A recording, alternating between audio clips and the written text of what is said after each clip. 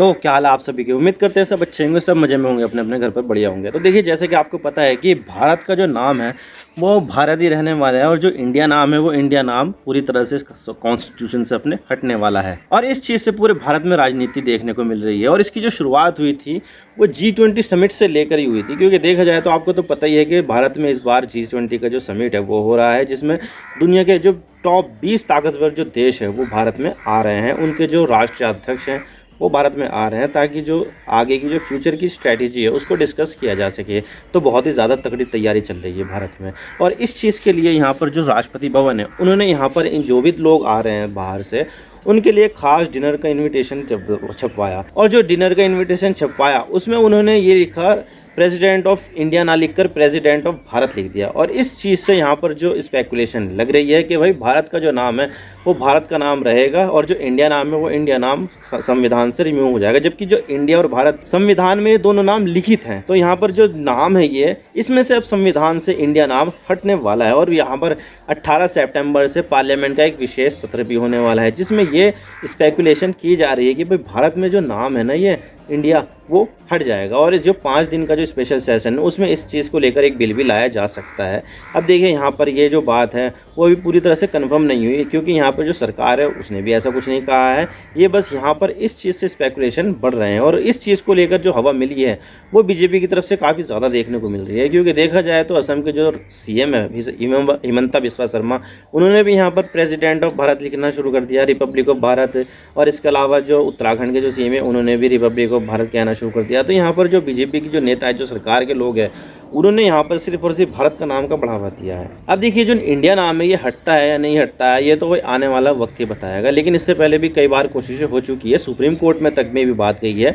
तो supreme court ने यहाँ पर पिटिशनर्स को ये कहा दिया था कि भाई भारत का जो नाम है वो इंडिया और भारत दोनों ही है, तो इंडिया नाम हटाने की कोई ज़रूरत है नहीं। तो यहाँ पर जो पिटिशन थी वो खारिज कर दी गई थी। लेकिन यहाँ पर भारत अकेला देश नहीं है जहाँ पर नाम बदलने की अफवाहें हैं, बल्कि बहुत सारे दुनिया में ऐसे देश हैं जिन्होंने अपने नाम ही बदल दिए हैं, जिनके बारे में हम आज बात करने वाले हैं। क्योंकि यहाँ पर जो है ये मसला नाम बदलने का है, तो चलिए उनके बारे में बात करते हैं। और सबसे पहले हम बात करते हैं तुर्की की, क्योंकि यहाँ पर जो लेटेस्ट एग्जाम्पल है वो तुर्की का ही है, क्योंकि उसने 2022 में अपना नाम टर्की से बदलकर तुर्की कर दिया था। और क्योंकि मैं आपको बता दूं इसके पीछे भी कई सारी वजह है, क्योंकि यहाँ पर जो तुर्की नाम है, टर्की नाम है, टर्की नाम से एक बर्ड भी होता है जो मुर्गी की तरह देखने को मिलता है, और इसको पकाकर खाया भी जाता है। तो इस चीज़ से यहाँ पर टर्की को काफ़ी ज़्यादा बेइज्जती महसूस हो रही थी, यार ये तो ऐसा ऐसा मतलब निकल रहा है। तो उसने यहाँ पर टर्की नाम हटाकर तुर्की कर दिया था, ताकि यहाँ पर अपनी जो ब्रांड है, टर्की नाम का जो ब्रांड है, उसको यहाँ पर पूरी तरह से रिब्रांड कर दिया जा सके। और टर्की से पहले यहाँ पर जो देश है जिसने अपना नाम बदला है, मतलब कि एक नाम तो हटा ही दिया है, वो है नीदरलैंड। नीदरलैंड को आपको मैं बता दूँ ऑरेंज के नाम से बहुत ज़्यादा फेमस है, क्योंकि वहाँ के जो ऑरेंज है वो पूरी दुनिया में काफ़ी ज़्यादा मशहूर माने जाते हैं। तो नीदरलैंड का नाम इससे पहले हॉलैंड होता था, लेकिन 2019 में नीदरलैंड ने जो हॉलैंड नाम है वो पूरी तरह से डिच कर दिया, ताकि अपने देश को रिब्रांड किया जा सके। क्योंकि यहाँ पर काफ़ी ज़्यादा ड्रग की समस्याएं हो रही है, और इसके अलावा यहाँ पर पुश भी देने की कोशिश की जा रही है, ताकि यहाँ पर टूरिस्ट भी बहुत ज़्यादा आए। तो इस वजह से यहाँ पर जो नीदरलैंड है उन्होंने यहाँ पर अपना जो हॉलैंड नाम था उसको पूरी तरह से ख़त्म कर दिया। और 2019 में यहाँ पर एक और देश यूरोप का, उसने भी अपना नाम बदल दिया था, और वो देश है मैसिडोनिया। बहरहाल मैसिडोनिया को तो नाम हट गया, अब वो हो गया रिपब्लिक ऑफ नॉर्थ मैसिडोनिया। और इसके लिए मैं आपको बात बता देता हूँ, ये जो है देश वो ग्रीस से लगा हुआ देश है। अब देखिए, मैसिडोनिया जो एक देश है वो एक देश होने के साथ साथ एक रीजन का नाम भी है, जिसमें जो बहुत सारे पार्ट होते हैं, कई सारे देशों में बटे हुए हैं। जैसे कि ग्रीस में इसका हिस्सा सबसे बड़ा मिलेगा मैसिडोनिया के नाम से, इसके अलावा बल्गेरिया में भी है, और थोड़ा बहुत दूसरे देश में भी है। तो मैसिडोनिया के नाम से यहाँ पर ग्रीस को बहुत ज़्यादा ऑब्जेक्शन था कि भाई यहाँ पर तो हमारे एक राज्य का नाम मैसिडोनिया है, और ये जो मैसिडोनिया है वो एक पूरी एक सभ्यता है जिसको हम भी यहाँ पर कैरी फॉरवर्ड कर रहे हैं। तो भाई इस तरह से हम किसी देश को हमारा जो मैसिडोनिया नाम है वो तो नहीं लेके जाने देंगे। और यही वजह है कि जो नॉर्थ मैसिडोनिया है वो नेटो में शामिल नहीं हो पा रहा था, क्योंकि जो नेटो देश है ग्रीस, वो यहाँ पर बार बार इस चीज़ का ऑब्जेक्शन उठा रहा था, और ग्रीस यहाँ पर नॉर्थ मैसिडोनिया को रेटिफाई नहीं करा। तो फाइनली यहाँ पर इस डिस्प्यूट का 2019 में अंत हुआ, और जो मैसिडोनिया है उसने अपना नाम बदलकर रिपब्लिक ऑफ नॉर्थ मैसिडोनिया कर लिया। तो यहाँ पर इसने ऐसे नाम बदला क्योंकि यहाँ पर दूसरे देशों को प्रॉब्लम हो रही थी। और साउथ अफ्रीका की तरफ एक देश आता है इस्वातिनी। देखा जाए तो ये जो इस्वातिनी है उसका नाम पहले स्वाज़ीलैंड होता था, लेकिन यहाँ पर स्विट्ज़रलैंड से इसमें बहुत ज़्यादा कन्फ्यूज़न होती थी। तो यहाँ पर एम स्वाति 3 जो वहाँ के राजा है, उन्होंने अपने 50वें जन्मदिन पर, और एक्सीडेंटली तब 50वां इंडिपेंडेंस डे भी था इस्वातिनी का, तो उसने अपना नाम स्वाज़ीलैंड से इस्वातिनी कर दिया। तो यहाँ पर जो स्विट्ज़रलैंड से जो कन्फ्यूज़न थी वो भी ख़त्म हुई, और यहाँ पर जो राजा थे एम स्वाति 3, उन्होंने अपने बर्थडे 50वें बर्थडे पर इसका नाम बदल दिया कि भाई अब दिक्कत होगी नहीं स्विट्ज़रलैंड से। तो वापस आते हैं यूरोप में, और 30 साल पहले यहाँ पर एक देश होता था चेकोस्लोवाकिया के नाम से, लेकिन यहाँ पर ये जो देश है वो 2 हिस्सों में बढ़ गया, एक तो स्लोवाकिया बन गया और एक चेक रिपब्लिक बन गया। लेकिन यहाँ पर अपने आप को जो यहाँ के जो लोग थे वो चेक रिपब्लिक के नाम से नहीं, चेकिया के नाम से जानते थे। तो यहाँ पर 2016 में चेक रिपब्लिक ने अपना नाम बदलकर चेकिया कर दिया है। तो अब दुनिया भर में इस देश को चेकिया के नाम से जानते हैं, पहले चेक रिपब्लिक के नाम से जानते थे लेकिन अब चेकिया हो गया है। और अब बात करते हैं भारत के पड़ोसी देश यानी कि श्रीलंका की। तो श्रीलंका का जो नाम है, इससे पहले श्रीलंका नहीं होता था बल्कि सिलोन होता था, और ये जो नाम दिया गया है वो अंग्रेज़ों ने दिया है इसको, क्योंकि जो श्रीलंका है उसके ऊपर भी अंग्रेज़ों का ही कब्जा था। तो यहाँ पर जो अंग्रेज़ है उन्होंने इसका नाम दे दिया सिलोन करके। लेकिन यहाँ की जो मेजॉरिटी जो जनता है वो सिंहली संप्रदाय की है, सिंहली कम्युनिटी की है। तो यहाँ पर उन्होंने अपने जो कम्युनिटी से और जो अपना कल्चर है उससे जुड़े हुए नाम को 1972 में बदल दिया, और बदल कर दिया सिलोन से श्रीलंका। और साउथ ईस्ट एशिया में एक देश आता है जो काफ़ी ज़्यादा ख़ास देश है, वो है थाईलैंड करके। तो थाईलैंड का जो नाम है, थाईलैंड से पहले कुछ और ही नाम होता था और उसका नाम था सियाम। लेकिन 1939 में, ये वही साल है जब सेकेंड वर्ल्ड वॉर शुरू हुआ था, तो उस दौरान ही यहाँ पर इसका नाम बदल दिया गया, सियाम से बदलकर इसका नाम कर दिया गया थाईलैंड। लेकिन 1946 और 1949 के बीच में 3 साल के लिए इसका नाम किंगडम ऑफ थाईलैंड भी रखा गया था, लेकिन फिर बाद में इसका नाम सिर्फ और सिर्फ थाईलैंड ही कर दिया, सफ़ेद हाथियों वाला देश, क्योंकि वहाँ की जो सफ़ेद हाथी है वो काफ़ी ज़्यादा मशहूर है। और फिर आता है भारत का पड़ोसी एक और देश, म्यांमार। म्यांमार को म्यांमार से पहले बर्मा के नाम से जाना जाता था, लेकिन यहाँ पर काफ़ी लंबे समय से मिलिट्री का शासन होता था। तो यहाँ पर जो मिलिट्री है वो काफ़ी ज़्यादा लोगों पर अत्याचार करती थी। तो अत्याचार को दबाने के लिए यहाँ पर जो बर्मा है उसने अपना नाम बदलकर म्यांमार कर दिया, जो काफ़ी ज़्यादा इंग्लिश नाम माना जाता है। और इस चीज़ को लेकर यहाँ पर काफ़ी ज़्यादा ह्यूमन राइट अब्यूज़ भी देखने को मिली। लेकिन अब ज़्यादातर जो देश है वो म्यांमार ही नाम से जानते हैं बर्मा को।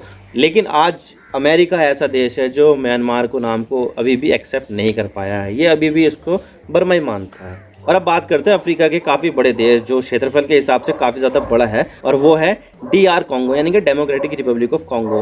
देखा जाए तो ये पहले बेल्जियम की गुलामी में था, यानी कि बेल्जियम ने यहाँ पर अपनी कॉलोनी बना रखी थी, लोगों को गुलाम बना रखा था। लेकिन 1960 में इसको आज़ादी बेल्जियम ने दे दी कि भाई अब तुम यहाँ से आज़ाद हो, हम यहाँ पर अब जा रहे हैं अपने घर पर, तो तुम जो अपना राज है वो खुद देखो, अपना देश खुद देखो। तो यहाँ पर जब आज़ादी मिली तो इसका नाम रखा गया रिपब्लिक ऑफ कॉन्गो।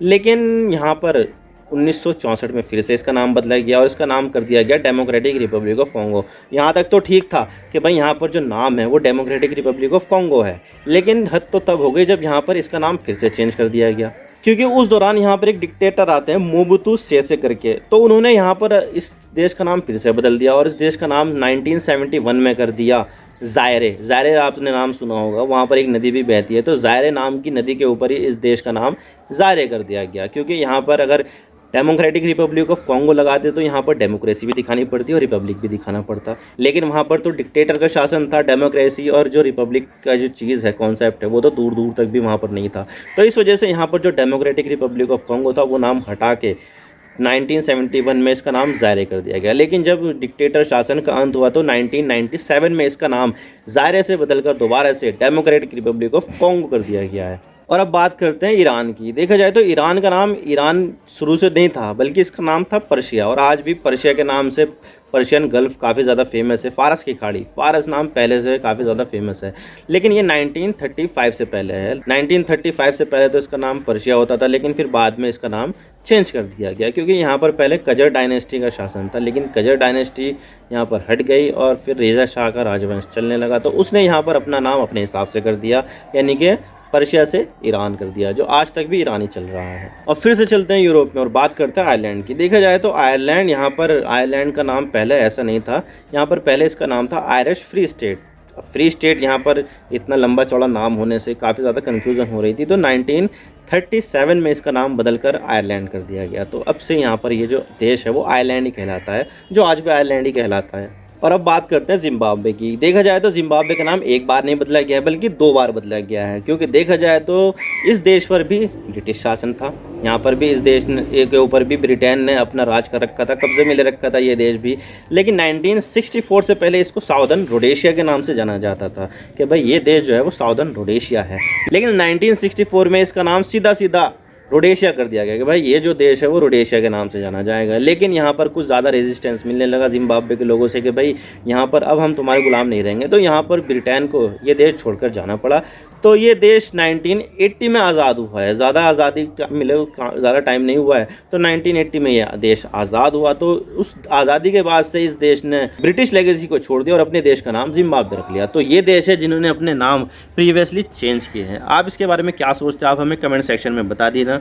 वीडियो पसंद आया तो लाइक कर देना, वरना डिसलाइक कर देना, लेकिन चैनल को सब्सक्राइब जरूर कर देना। आपके एक सब्सक्रिप्शन से आगे कंटेंट बनाने की मोटिवेशन मिलती है। Thank you for watching, I really appreciate your precious time, God bless you all, now signing off.